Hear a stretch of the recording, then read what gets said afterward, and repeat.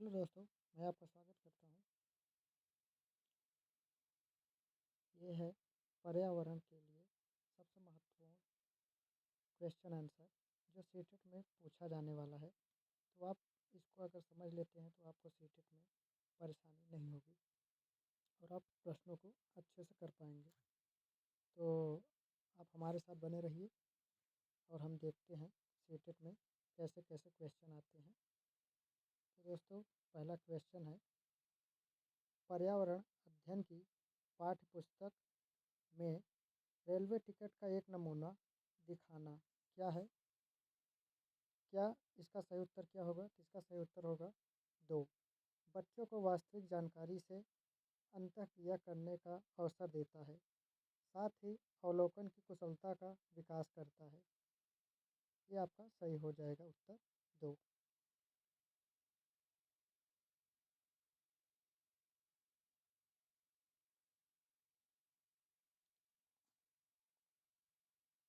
दूसरा क्वेश्चन है, निम्नलिखित कथनों में से कौन सा प्राथमिक स्तर पर पर्यावरण अध्ययन पढ़ाने का उद्देश्य नहीं है?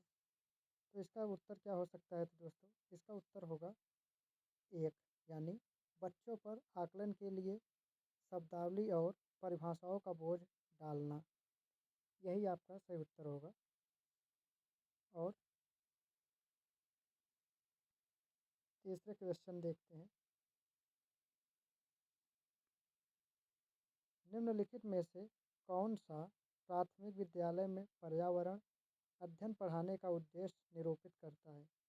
तो इसका सही उत्तर क्या होगा? क्या आप बता सकते हैं दोस्तों? तो इसका सही उत्तर आपको हम बता दें, आपने ज्ञान अपने ज्ञान का विस्तार करने के लिए सोचना, बच्चों को सूचना देना, उन्हें कौन सी पुस्तकें पढ़ना चाहिए। ये होगा कि विद्यालय में बच्चों के अनुभवों को बाहरी दुनिया से जोड़ना। या तीसरा, बच्चों को तकनीकी शब्दावली और परिभाषाओं से परिचित कराना। चौथा, पर्यावरण अध्ययन से संबंधित तकनीकी शब्दों का आकलन करना। तो इसमें सही उत्तर क्या होगा दोस्तों? इसमें सही उत्तर होगा 2, यानी विद्यालय में बच्चों के अनुभवों को बाहरी दुनिया से जोड़ना होता है, तभी बच्चे जाकर एक पर्यावरण के लिए तैयार होते हैं।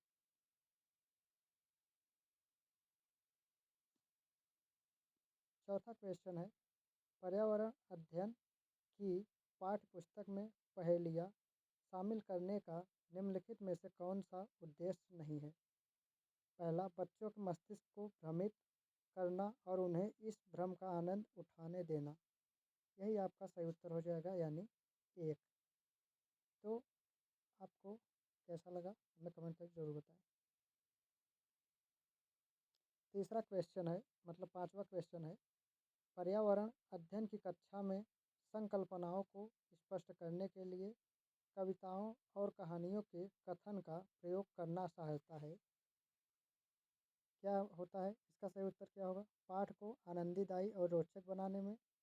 दूसरा, स्थानीय एवं वैश्विक स्तर पर संसार की प्रकृति खोजने और कल्पना करने की योग्यता को बढ़ावा देने में।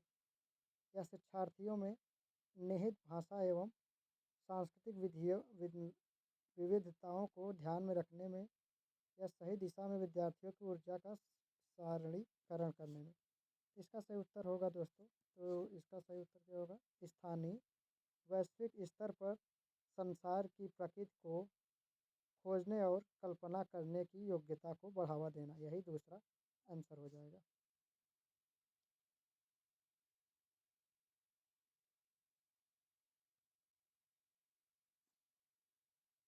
छठा क्वेश्चन है, पर्यावरण अध्ययन की एक अच्छी पाठचर्या को बच्चे के प्रति सही, जीवन के प्रति सही और विषय के प्रति सही होना चाहिए। पाठचर्या की निम्नलिखित विशेषताओं में से कौन सी उपरोक्त आवश्यकताओं को पूरा नहीं करती? तो इसका सही उत्तर क्या होगा दोस्तों? हमें कमेंट करके ज़रूर बताएं। तो इसका सही उत्तर हम आपको पहले तो देखते हैं। यह शब्दावली और परिभाषाओं पर अधिक बल देती है। दूसरा, यह भव्य एवं पूर्वाग्रहों से मुक्त होने के मूल्यों को बढ़ावा देती है। तीसरा, यह विषय को एक सामाजिक प्रक्रम के रूप में देखने के लिए शिक्षार्थियों हेतु आवश्यक है। या इसका सही उत्तर क्या होगा दोस्तों? इसका सही उत्तर होगा हमारा दूसरा होगा। यह भय एवं पूर्वाग्रहों से मुक्त होने के मूल्यों को बढ़ावा देती है। यही सही उत्तर होगा।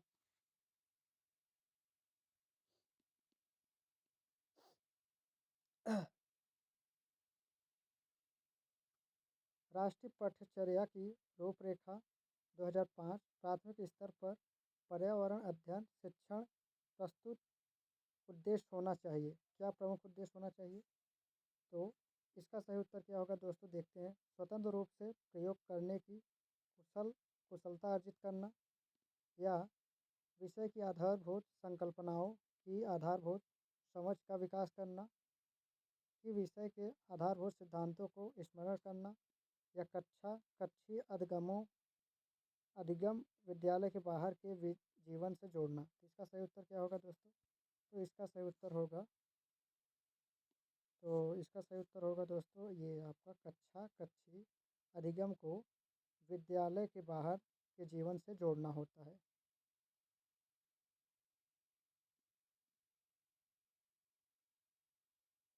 पर्यावरण अध्ययन की पाठ्य पुस्तकों में कविताओं और कहानियों को शामिल करने का निम्नलिखित में से कौन सा उद्देश्य नहीं है? तो इसका सही उत्तर क्या होगा दोस्तों? हमको कमेंट करके बताइए।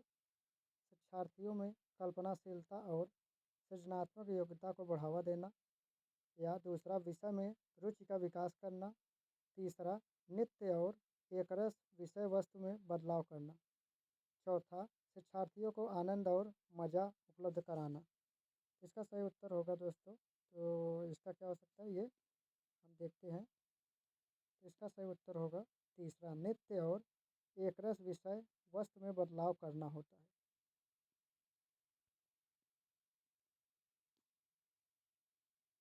निम्नलिखित में से कौन सा प्राथमिक स्तर पर पर्यावरण अध्ययन की पाठ्यचर्या का अभाव या आवश्यकता के अनुरूप नहीं होता?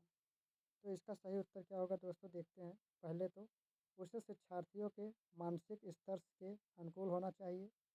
उसे काम की दुनिया में प्रवेश के लिए शिक्षार्थियों को ज्ञान एवं कौशल से लैस करना चाहिए। तीसरा, उसे शिक्षार्थियों में पर्यावरण के सरोकार को उत्पन्न करना चाहिए। चौथा, उसे शिक्षार्थियों को उन पद्धतियों और प्रक्रियाओं को अर्जित करने में शामिल रखना चाहिए जो नए ज्ञान को उत्पन्न करने में सहायता होती है। तो इसका सही उत्तर होगा दोस्तों, क्या होगा? इसका सही उत्तर होगा उसे काम की दुनिया में प्रवेश के लिए शिक्षार्थियों को ज्ञान एवं कौशल से लैस करना चाहिए। यही आपका सही उत्तर होगा। ठीक है दोस्तों, और नहीं होंगे।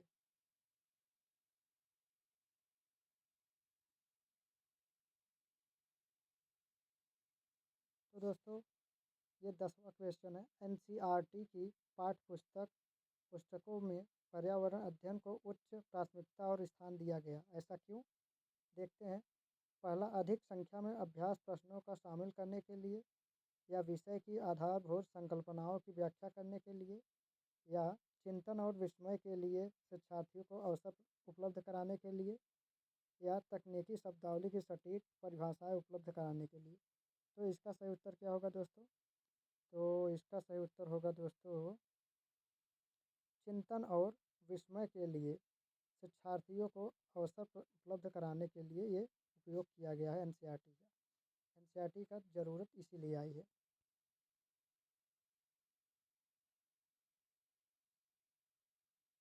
पर्यावरण अध्ययन की पाठ्यपुस्तक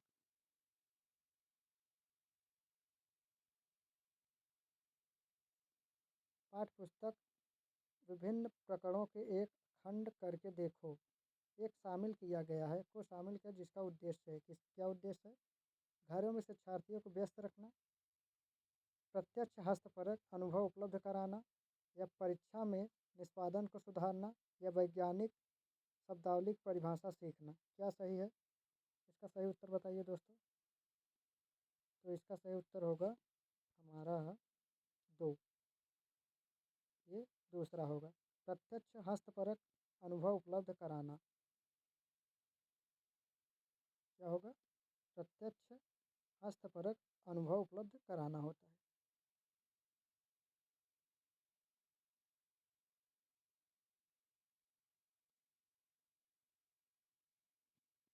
कक्षा 5 की एनसीईआरटी की पर्यावरण अध्ययन की पाठ्य पुस्तक में प्रत्येक पाठ के अंत में एक खंड को शामिल किया गया है।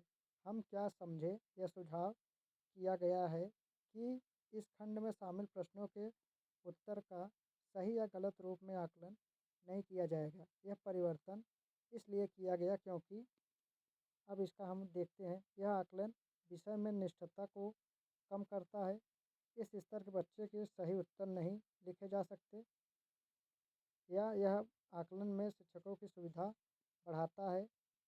यह जानने में कि शिक्षक सहायता करता है कि बच्चों कैसे सीख रहे हैं। इसका सही उत्तर क्या होगा दोस्तों? तो इसका सही उत्तर होगा ये आपका 4 नंबर। ये आपका 4 नंबर होगा। आपका 4 नंबर, यह जानने में शिक्षक की सहायता करता है कि बच्चे कैसे सीख रहे हैं।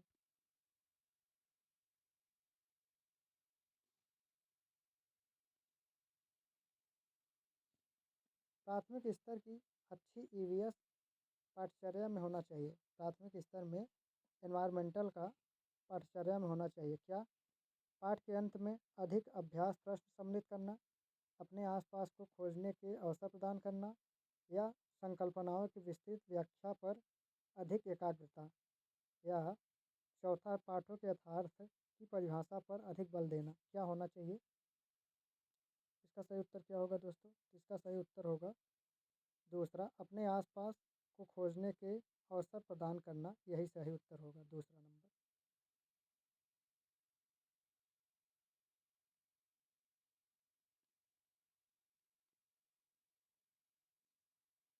प्राथमिक स्तर पर एनवायरमेंटल की पढ़ाई का एक प्रमुख उद्देश्य है। क्या है?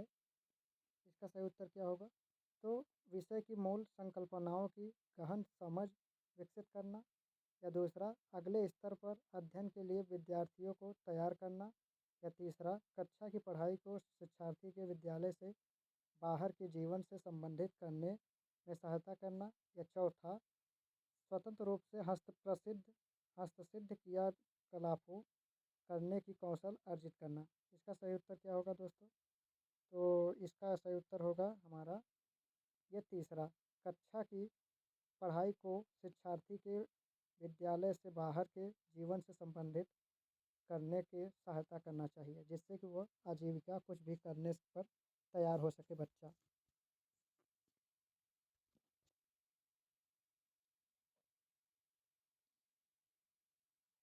प्राथमिक स्तर की ईवीएस पाठ्य पुस्तकों को कविताएं और कहानियाँ सम्मिलित करने का कारण क्या है? यानी प्राथमिक स्तर में जो एनवायरमेंटल है उसमें कहानी और कविता क्यों सम्मिलित किया जाता है?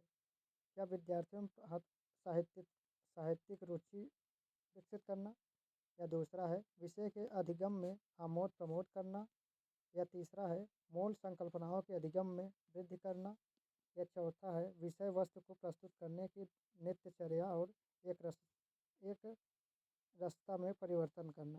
क्या होगा इसका सही उत्तर? तो इसका सही उत्तर क्या होगा? दूसरा है। क्या है? 2 नंबर, यानी विषय के अधिगम में आमोद प्रमोद करना। यही आपका सही उत्तर हो जाएगा।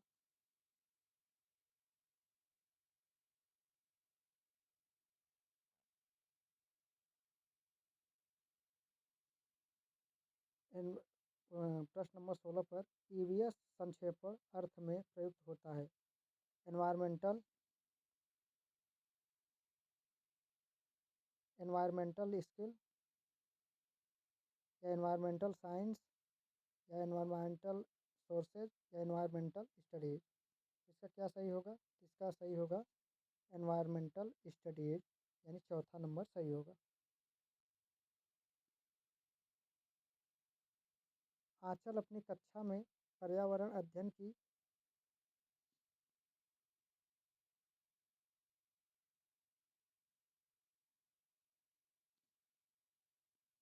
आंचल अपनी कक्षा में पर्यावरण अध्ययन की कक्षा में अक्सर गहन जांच पड़ताल वाले और कल्पनापरक प्रश्न पूछती है। उसके द्वारा इस प्रकार करने का उद्देश्य सुधार करना है। क्या है? इसका सही उत्तर क्या होगा?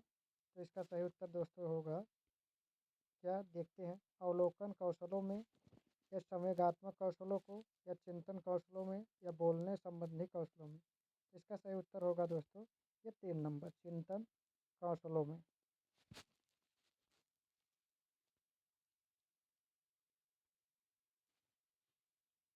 हरप्रीत अपने शिक्षार्थियों को यह सुझाव देना चाहती है कि पर्यावरण संरक्षण के लिए किस प्रकार एक व्यक्ति सबसे अच्छे संभावित तरीके से अपना योगदान दे सकता है। उनका बेहतर सबसे बेहतर सुझाव हो सकता है, क्या हो सकता है? पहला, आने जाने के लिए सार्वजनिक साधनों का प्रयोग करना। दूसरा, कार, स्कूटर आदि जैसे व्यक्तिगत वाहन न रखें। तीसरा, घर से बाहर अक्सर आने जाने से बचना। या चौथा, अपने व्यक्तिगत वाहन के इंजन की नियमित जांच करना। इसका सही उत्तर क्या होगा? आने जाने के लिए सार्वजनिक साधनों का प्रयोग करना, यानी पहला सही हो जाएगा। प्राथमिक स्तर पर पर्यावरण अध्ययन के शिक्षण में कहानियाँ और कविताओं का प्रभावी ढंग से उपयोग किया जा सकता है। पर्यावरण अध्ययन में इनके उपयोग का मुख्य उद्देश्य क्या है? कक्षा की विविधता की पूर्ति, सीखने के लिए संदर्भगत वातावरण प्रदान करना, या पाठों को आनंददायक बनाना, भाषा कौशलों को बढ़ावा देना, क्या हो सकता है? इसका सही उत्तर क्या होगा दोस्तों? इसका सही उत्तर होगा 2, सीखने के लिए संदर्भगत वातावरण प्रदान करना, यही होगा 2 नंबर।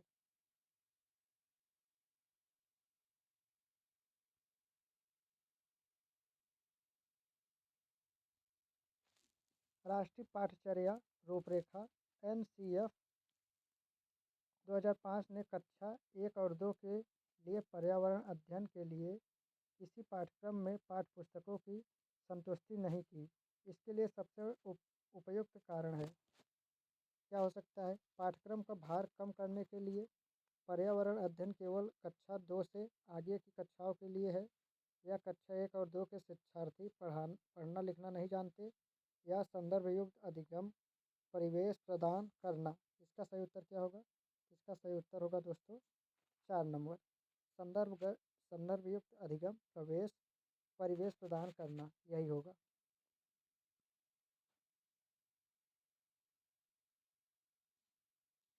प्राथमिक कक्षाओं में पर्यावरण अध्ययन के लिए निम्नलिखित सभी सामान्य उपागमों का अनुपालन किया जाना है, लेकिन इससे छोड़ के क्या होगा? इससे छोड़कर क्या होगा? तो मूर्त से अमूर्त, सरल से कठिन, स्थानीय से वैश्विक, अमूर्त से मूर्त। इसका सही उत्तर क्या होगा? तो इसका सही उत्तर केवल डी हो सकता है, केवल डी होगा, यानी 2 नंबर ये सही हो जाएगा, केवल डी, यानी अमूर्त से मूर्त की ओर।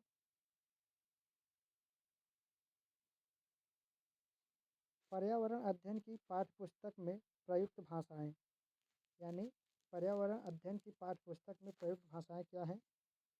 परिभाषाओं पर बल देते हुए औपचारिक बनाई जानी चाहिए, या तकनीकी और औपचारिक होनी चाहिए, या बच्चे की दिन प्रतिदिन की भाषा से संबंध होनी चाहिए, या रूखी और बच्चों के द्वारा समझने में कठिन होनी चाहिए। इसका सही उत्तर क्या होना चाहिए? इसका सही उत्तर है बच्चे की दिन प्रतिदिन की भाषा से संबंध होनी चाहिए, यही उत्तर सही होगा, यानी 3 होगा। पर्यावरण अध्ययन की कक्षा में बच्चों के व्यक्तिगत अनुभवों का महत्व देना शिक्षक को लाभ पहुंचाता है, क्या लाभ पहुंचाता है? पहला, विषय में बच्चों के अनुसार संसार से जोड़ने और विमर्श व सीखने को बढ़ावा देने में, या उसकी ऊर्जा बचाने में, क्योंकि बच्चे बातचीत करना पसंद करते हैं। तीसरा, बच्चों के विशिष्ट अनुभवों को जानने में, या चौथा, बच्चों की भाषा और संप्रेषण कुशलताओं को सुधारने और परिमार्जित करने में। इसका सही उत्तर क्या होगा? तो इसका सही उत्तर होगा विषय में बच्चों के अनुभव संस्कार या संसार से जोड़ने और विमर्श व सीखने का बढ़ावा देने में। भारत में समृद्ध वनस्पति जात और प्राणी जात फ्लोरा और फौना के पढ़ने में के बारे में पढ़ाने के बाद विद्यालय द्वारा प्राथमिक कक्षाओं के विद्यार्थियों को रणथंभौर राष्ट्रीय उद्यान के बारे में कहा जाता है कि वे विद्यार्थी या विद्यार्थियों की सहायता करेगा। इसका क्या सही होगा? प्रकृति के प्रति सम्मान विकसित करने में या कक्षीय अधिगम को वास्तविक जीवन की स्थितियों के साथ जोड़ने में या पर्यावरण संरक्षण के लिए कौशल विकास के लिए बाहरी भ्रमण में दोस्तों के साथ मजाक करने के लिए। क्या सही होगा? इसका सही उत्तर होगा 2, कक्षीय अधिगम को वास्तविक जीवन स्थितियों के साथ जोड़ने के लिए।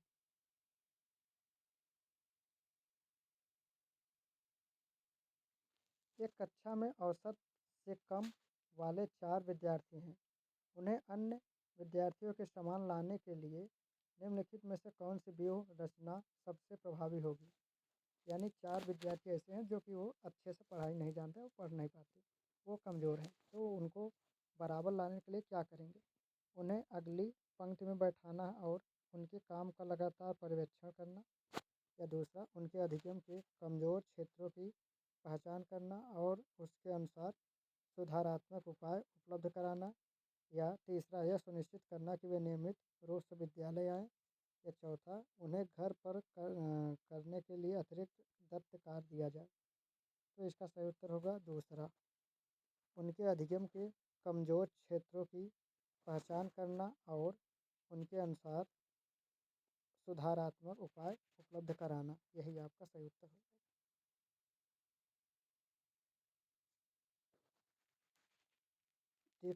डिस्लेक्सिया मुख्यतः की समस्या के साथ संबंधित है।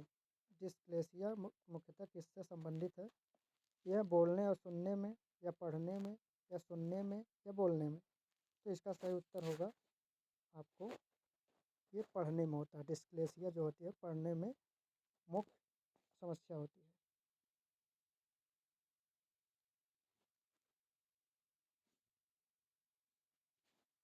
सीमा प्रत्येक पाठ को रटकर तुरंत सीख लेती है, जबकि लीना चर्चा एवं ब्रेनस्टॉर्मिंग मस्तिष्क आलोडन के बाद प्रत्येक पाठ को सीखती है। यह विकासात्मक सिद्धांत की ओर संकेत करता है। इसका सही उत्तर क्या होगा? इसका सही उत्तर दोस्तों बताइए। तो सामान्य से विशिष्ट की ओर, या निरंतरता, अंतर्संबंध, व्यक्तिगत विभिन्नता। इसका सही उत्तर होगा व्यक्तिगत विभिन्नताएं। कक्षा में एक प्रभावी शिक्षण अधिगम प्रक्रिया होती है जब शिक्षक बच्चों के ज्ञान को पढ़ाई जाने वाली नई संकल्पनाओं के साथ जोड़ने में सहायता करता है। इसके पार्श्व में निहित उद्देश्य हैं को बढ़ावा देना है। तो इसका सही उत्तर क्या होगा? तो देखते हैं। शिक्षार्थी स्वायत्तता या पुनर्बलन, या ज्ञान का सहसंबंध एवं स्थानांतरण, या व्यक्तिगत भिन्नताओं में। तो इसका सही उत्तर होगा ज्ञान का सहसंबंध एवं स्थानांतरण में।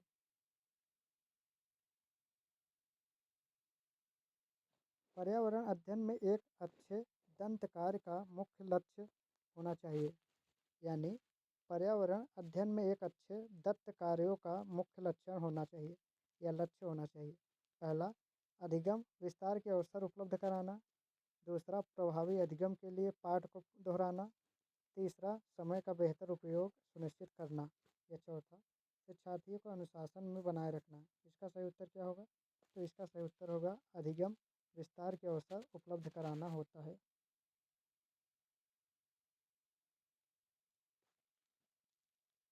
कक्षा 5 की एनसीईआरटी की पर्यावरण अध्ययन की पाठ्यपुस्तक में प्रत्येक पाठ के अंत में एक खंड को शामिल किया गया है। हम क्या समझें? यह सुझाव दिया गया है कि इस खंड में शामिल प्रश्नों के उत्तर का सही या गलत रूप में आकलन नहीं किया जाएगा। यह परिवर्तन इसलिए किया गया है क्योंकि। तो इसका उत्तर क्या होगा? तो देखते हैं। यह आकलन में विषय निष्ठता को कम करता है, या दूसरा, इस स्तर पर बच्चे सही उत्तर नहीं लिख सकते। तीसरा, यह आकलन में शिक्षकों की सुविधा बढ़ाता है। या चौथा, यह जानने में शिक्षक की सहायता करता है कि बच्चे कैसे सीखते हैं। इसका सही उत्तर यही होगा, चौथा, यानी यह जानने में शिक्षक की सहायता करता है कि बच्चे कैसे सीखते हैं। तो दोस्तों मिलते हैं नए वीडियो में, तब तक के लिए धन्यवाद। और सब्सक्राइब करना ना भूलें। अपने दोस्तों में लाइक शेयर ज़रूर कीजिएगा।